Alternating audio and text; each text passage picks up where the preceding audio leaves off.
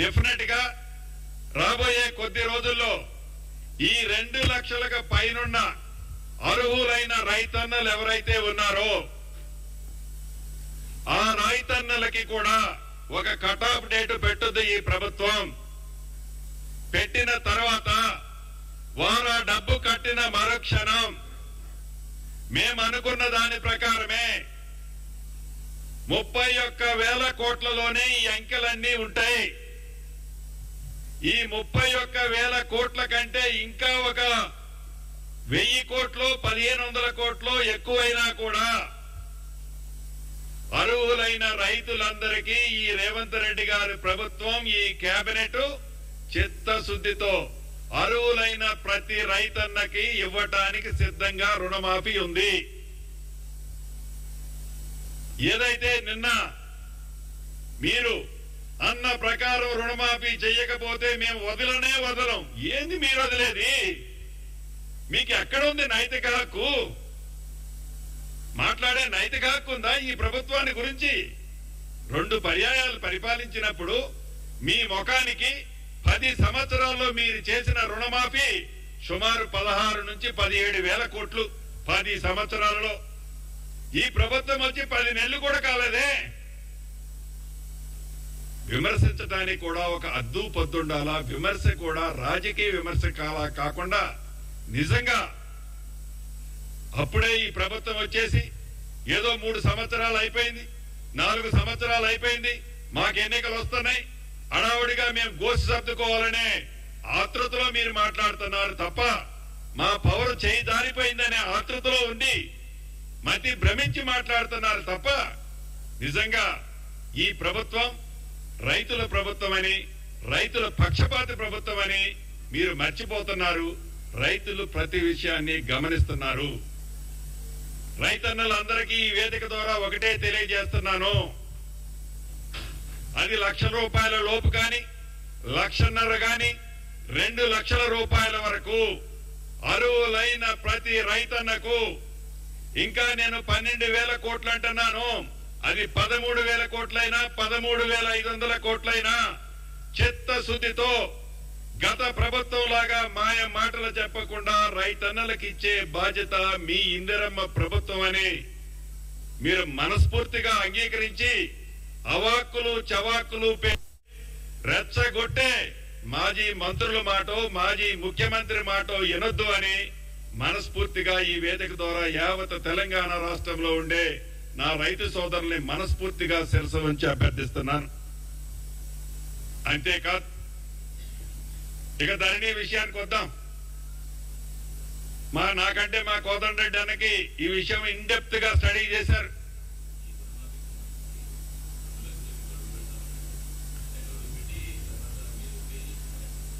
ఈ 2 లక్షల రూపాయల కంటే ఎక్కువ ఏదైతే ఉందో ఆ డబ్బు 5,000 10,000 ఉంటే వాళ్ళు ఎమ్మటే కట్టగలుగుతారు.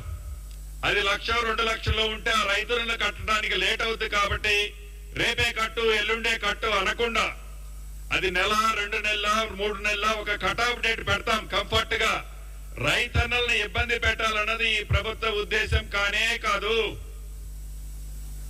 తెల్ల రేషన్ కార్డు అనే ఏదైతే ఒక రేషన్ కార్డు బేస్ చేసుకునే చేస్తున్నాం అనేది నిజం కానే కాదు.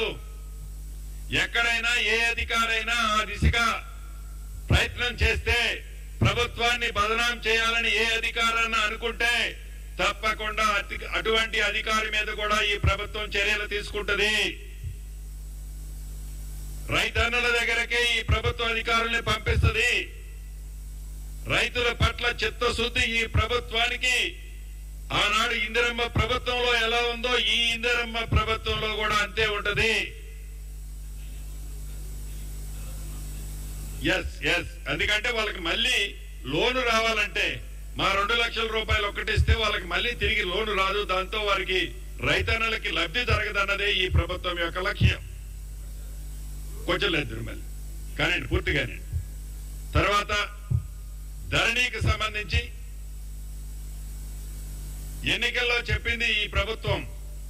ఆనాడు మా నాయకులు రాహుల్ గాంధీ గారు, ఆనాటి పిసిసి అధ్యక్షులు, ఈనాటి ముఖ్యమంత్రి గౌరవనీయులు రేవంత్ రెడ్డి గారు కోదండరెడ్డి గారు, మా మహేష్ అన్న, మిగతా నాయకులు అందరూ అనేక వేదికల మీద చెప్పాం. ఇందిరమ్మ రాజ్యం వచ్చిన తర్వాత ధరణిని తీసుకొని బంగాళాఖాతంలో వేస్తామని చెప్పిన మాట నిజం. ఈ బంగాళాఖాతము అనే వర్డ్ని ఆనాటి ముఖ్యమంత్రి గారు పదే పదే అనేక ఎన్నికల సభల్లో బంగాళాఖాతంలో వేస్తారట, బంగాళాఖాతంలో వేస్తారంటే అట అని ప్రజలని రెచ్చగొట్టినా, ఈనాడు ఎట్లయితే రైతుల్ని రెచ్చగొట్టాలని చూస్తున్నారో ఆనాడు కూడా ఈ ధరణి మీద కాంగ్రెస్ పార్టీకి ఏదైతే క్లారిటీ ఉందో ఆ క్లారిటీని స్పష్టంగా వేదికల మీద చెప్తే ఆనాటి ముఖ్యమంత్రి గారు మాట్లాడిన భాష ప్రజలు విస్మరించలేదు, నమ్మలేదు. కాబట్టే ఇందిరమ్మ రాజ్యాన్ని తెచ్చుకున్నాం. ఆ ఇందిరమ్మ రాజ్యంలో ప్రభుత్వం వచ్చిన మరుక్షణమే ఒక ధరణి కమిటీని పెద్దలు, అనుభవజ్ఞులు కోదండరెడ్డి గారిని అధ్యక్షతన అనేక మంది నిపుణులను దాంట్లో పెట్టి కమిటీ వేసి, కమిటీ సూచనల మేరకు ఏదైతే ఆనాటి ప్రభుత్వంలో ఉన్న లొసుకులతో ఉన్న అనేక లక్షలాది అప్లికేషన్లని షార్ట్అవుట్ చేశాం. ఇప్పుడు కూడా నాకు తెలిసి ఈ వారంలో, ఈ నెక్స్ట్ వీక్ ఎండ్ లోపు ధరణికి సంబంధించిన పాత అప్లికేషన్లన్నీ, పాత వాటితో పాటు కొత్త అప్లికేషన్లు ఏవైతే వస్తున్నాయో అవన్నీ కూడా న్యాయమైన వాటిని, జెన్యూన్ గా ఉన్న వాటిని పరిష్కరించాం. జెన్యూన్ లేని వాటిని స్పీకింగ్ ఆర్డర్స్ అంటే రీజన్ మెన్షన్ చేస్తూ రిజెక్ట్ చేయడం జరిగింది. అదే రకంగా ఆనాడు 2020 రెవెన్యూ చట్టం